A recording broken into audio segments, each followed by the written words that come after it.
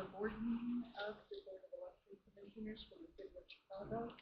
Good morning. My name is Marisol Hernandez. I'm here with you today, Commissioner Judy Brown and Commissioner William Cressy. Also present. Next item is the consideration of the agenda. Are there any proposed changes? If not, let's we proceed with the executive director's report, so we do not have any minutes to report today. Mr. Holliday, our executive director, is not able to be with us today, so we will proceed with Mrs. Sarah, our assistant executive director.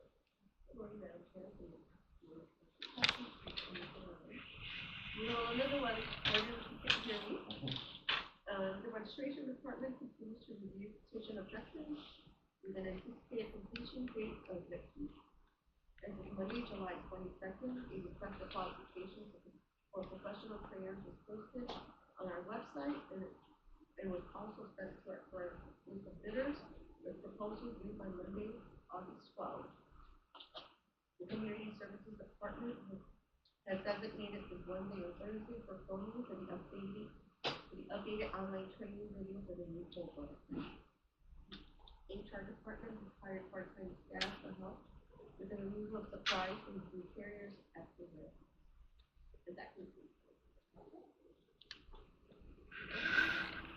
If not, we will proceed with the report of our public information director, Mr. Becker. Good morning, Commissioners.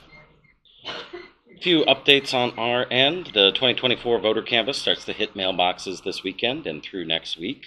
Continue to call attention. We'll have a post on social media and a press release alerting people and the regular procedure of reaching out to people ahead of every election. Also calling attention to their new voter card that includes their new school board district. As mentioned, I think at our last meeting, we're having two birds, one stone. The back of the canvas also has information on our permanent vote by mail roster. I also have some interesting information. Our IT team and our VBM team have been tracking a growing daily uptick of voters joining the permanent vote by mail roster. We're almost reaching 100 a day. The vote by mail application for the regular application for November 5th goes live on August 7th. So we feel there's a little bit of eager voters, or we're capturing a lot of vote by mail voters and converting them to the permanent roster list ahead of this election too. So that's something that's good to see. I also think it points to the ease of our online application. We're still the only election authority in the state that's got that. So I'm pleased to see that, and I think it's a trend that's going to continue. We've been working with our finance department to submit our fiscal year 2025 budget to Cook County government. That took place. We expect our budget hearing will take place in early October for the county. We'll soon submit our fiscal year 25 budget to the city of Chicago. Looks like budget hearings are tentatively scheduled for late October. We'll try to get that done as quickly as possible because the election is on November 5th. But given that there's no set election scheduled in 2025, we expect this to be a relatively smooth budget process this year. We'll be welcoming representatives from the American Bar Association to our offices and to the super sites next week for trainings and a tour. The board also partnered with the ABA on creating an informational video titled "You Can Trust the Voting Machines" that outlines the many safeguards, procedures, and protections under the law. Commissioner William Cressy and our partners at Equip for Equality will also be presented with Unsung Heroes Democracy Awards at a separate event. But we are looking forward to sharing that video. I think it was a good partnership, and we'll be sharing that publicly on our website, on social media, and with our community partners, especially the League of Women Voters, who work very hard on their mis- and disinformation campaign. It's definitely a topic of conversation as we head into November. Our community services team continues to reach out to churches and faith leaders across the city. We do have some events that we are partnering coming up with a resource table, including at New Life Covenant Church, at St. Sabina, and scheduling additional resource tables at Quinn Chapel AME and First Corinthian Missionary Baptist Church. As school is coming back in session, we'll also be scheduling many different events at colleges and high schools, voter registration drives, and voter demonstrations. Also coming up on September 1st is National Poll Worker Recruitment Day. We've just got our new online application out and ready for election judges and election coordinators. That will be our next big round of promotion, both in the media, on social media, and an advertising buy, looking for election judges ahead of November 5th. And last thing on my report, I was in Minneapolis last week for my first elections conference with the Partnership for Large Election Jurisdictions. Met a lot of good election authorities as they prepare for November. It was definitely a good crew of people to talk through concerns and share information. Already thankfully have many different ideas from our hosts over at Hennepin County, Minnesota, for additional fact sheets, know your right sheets, getting things to make sure that voters feel safe, and pointing to our safety procedures, our cybersecurity procedures, and all the different auditing processes related to the election. So good information that I hope to copy and paste for Chicago.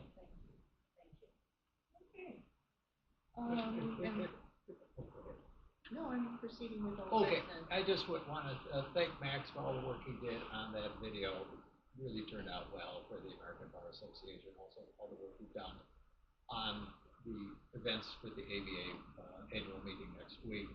And just because I think sometimes it needs to be repeated, the canvas, we do this every year, that initial mailing is marked return requested, so that when the Postal Service, if a voter is moved, we get it back.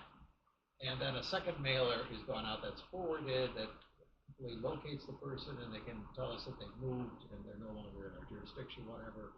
But this will helps in keeping voter roster integrity, and the voters, because of this process, either placed in an inactive status or even removed from the roster. So it's very important, so thank you for your work on that. That's right, Commissioner, thank you. And yeah, just overall, we go above and beyond even what's required by the law when it comes to our annual voter canvass.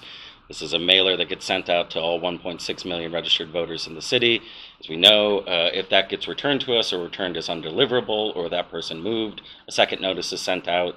If that notice is returned or not responded to, that voter is placed on an active list to be removed at a future date. But ultimately, that voter can still vote if they want to on election day. They just need to show up and vote.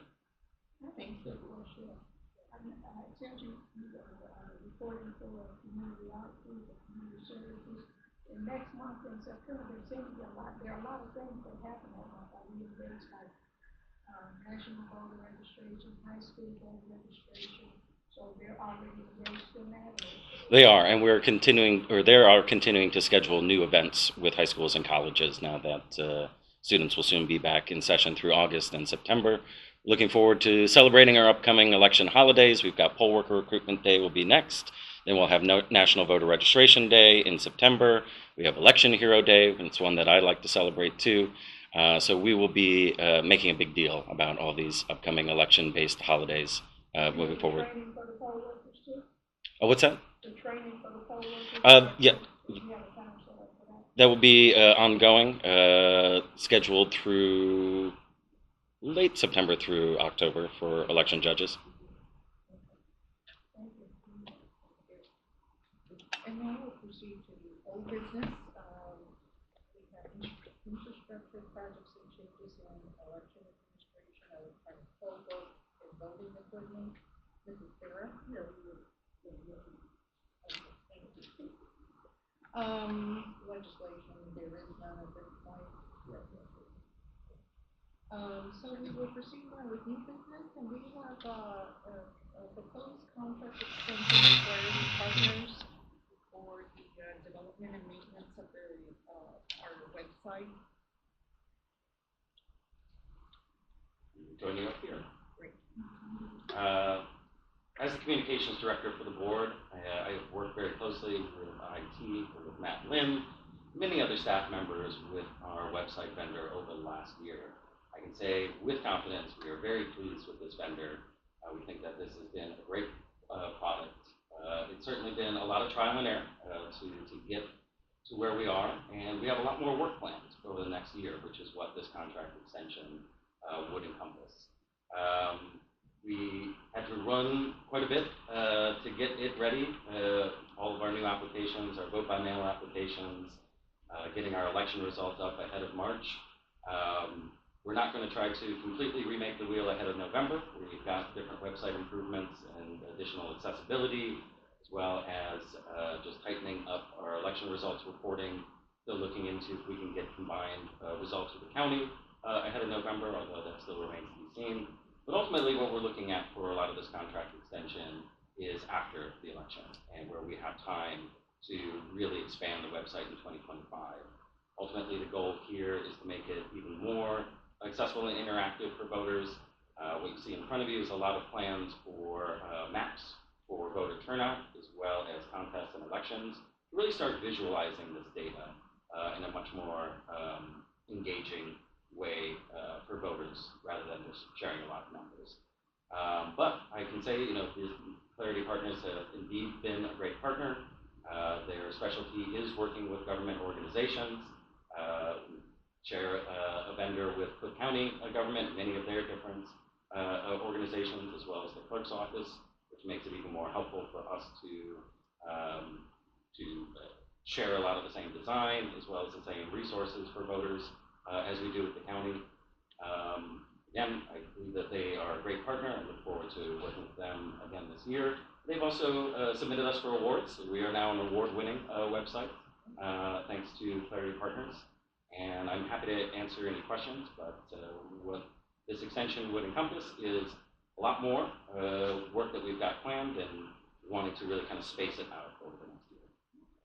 And what do you think is the percentage of the development? I understand maintenance, but what's the percentage of development still needed? I would say out of that, really over 50% is focused on new development here. I don't want to make up a number, but most of what this is focused on is still new systems and products. Part of what we did over the last year was also this vendor had to work with a lot more of our other vendors, including our website host, CPURX, as well as SKU Corp, who runs our VXRG system. Ultimately, what we were able to do over the last year is connect those systems much better than we've ever had before. And as you well know, it's been almost 2 decades since we had really had a big website refresh. So it was a lot of work in a small amount of time. This contract extension focuses on continuing to improve and continuing to update, especially within our maps, our election results, and our turnout information. So it's more maintenance than development? It's more development than maintenance. We have a lot more new things that we would like, including we don't have interactive maps on our site yet. We don't have a visualization of turnout or contest. We don't have some additional tools to combine election results between us and the county. There's many different things that we want to continue to work on. This does encompass regular maintenance costs, but this is still mostly focused on new development heading into 2025. What are the traffic numbers on the website? Are they improving or going up? Well, we have metrics for the first time, which is just a general improvement, something I like to share.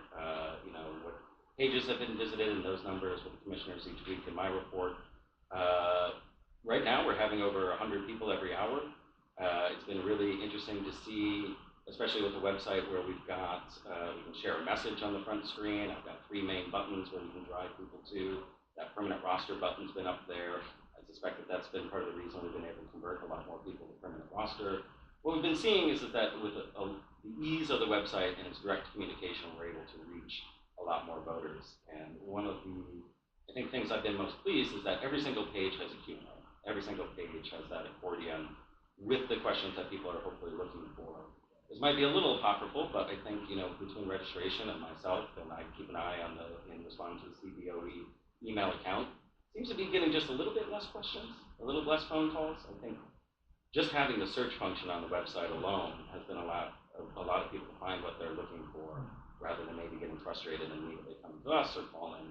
So the whole goal here is to continue to improve this for voters, and I think we've gotten a good amount of feedback, and the increased amount of traffic that we've seen, or just knowing our own metrics at this point, has shown, I think, that this has been a success so far. Well, a little while ago, you mentioned sort of the scourge of disinformation and misinformation and the work that the League of Women Voters have done on that as well. And a lot of that goes to the idea of voter confidence.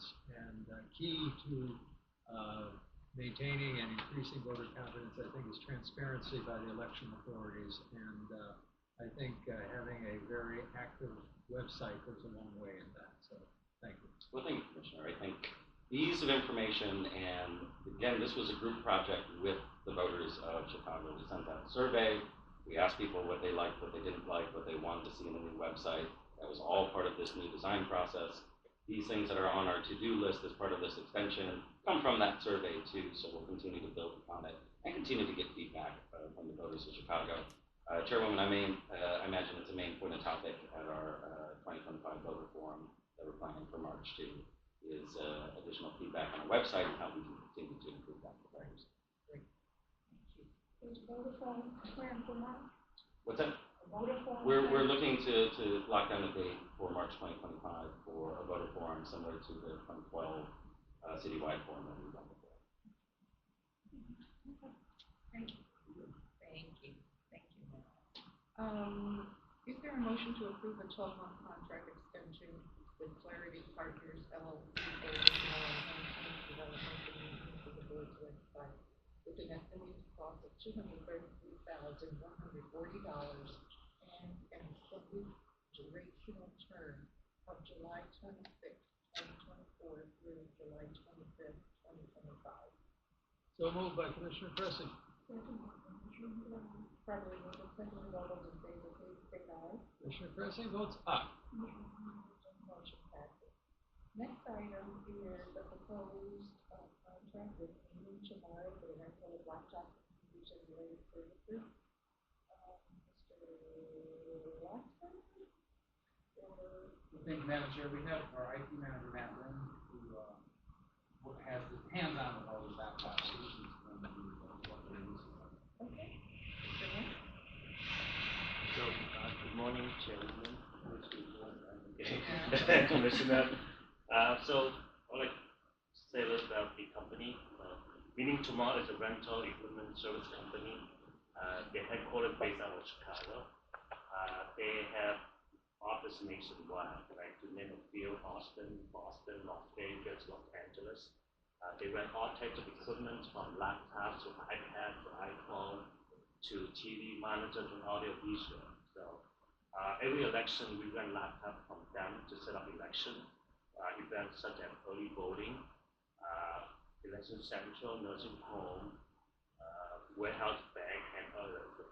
Like the department needs laptops to assist with their project. We have been with them almost a decade, and I'm very satisfied with their services. And the team's always a quick response and always meet my expectations. So, and they also have a lot of inventory that meets our needs. End of my report. Thank you. This is for 360 laptops. Is that increase, decrease, or the same? It's almost it's the same thing, and they usually give us like a percentage of for laptops, and usually they give us like 50%. I negotiate to give us 20%. So, yeah, and they are really their service really does action. Like for instance, like if I have something, they would hand deliver the equipment to us instead of shipping it around. So yeah, they always take the extra miles to ensure our satisfaction. And I was actually at a conference in another city, and they were renting Meeting Tomorrow Oh, laptops okay. for that. So. Good to know. Thank you. Thank you. Is there a motion to authorize the executive director to execute the rental of 360 laptop computers for the November 2024 general election at a price not to exceed $18,650? Seconded by Commissioner Cressy. Properly moved and seconded. All those in favor, please say aye. Commissioner Cressy votes aye. Motion passes. I have a quick question on the video, because I know this more first maybe Mr. Watson can speak to it. Can you give us a status on the networking program? Yeah, so we just received their contract this week. We July August. Follows the year contract, and proposal in the meeting. Just earlier this week.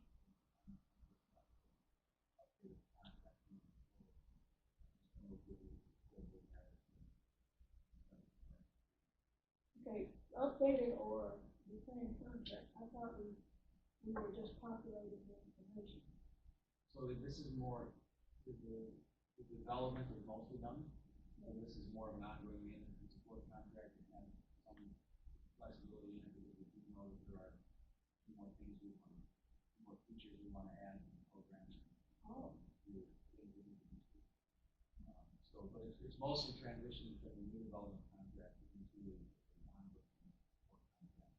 It will also allow small amount. We're using the existing product here? I don't, but we'll have to get you access to it if you don't. Okay, thank you. Thank you.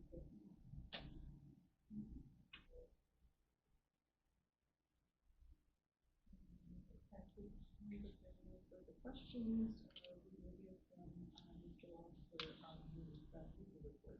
Thank you, Madam Chair. What's mostly going on now is it's going to involve 18 out of the 18 affordable cases. There's 30 left to go. I am tentatively planning with August 9th, Friday, August 9th, to be the time to move in with the electoral board that will allow several cases to move through. As you heard from Mrs. Sparrow, the reference exams are in completion. Maybe, well, by early next week, they will be completed. Of course, we do have to be managed today. And then also, I'm looking forward to participating next week in the American Bar Association event, Cressy and the panel of election attorneys, just to discuss with the AGA members various roles that attorneys can play in local elections. And that's what we're doing. Okay, thank you. We have no financial report. Do we have any requests for public comment? No. Is there any for executive session? Not today. Therefore, I will, entertain a motion for adjournment. So moved by Commissioner Brown. Seconded by Commissioner Cressy. Probably moved and seconded. All those in favor, please state aye. Commissioner Brown votes aye. Commissioner Cressy votes aye. Motion passes and we are adjourned.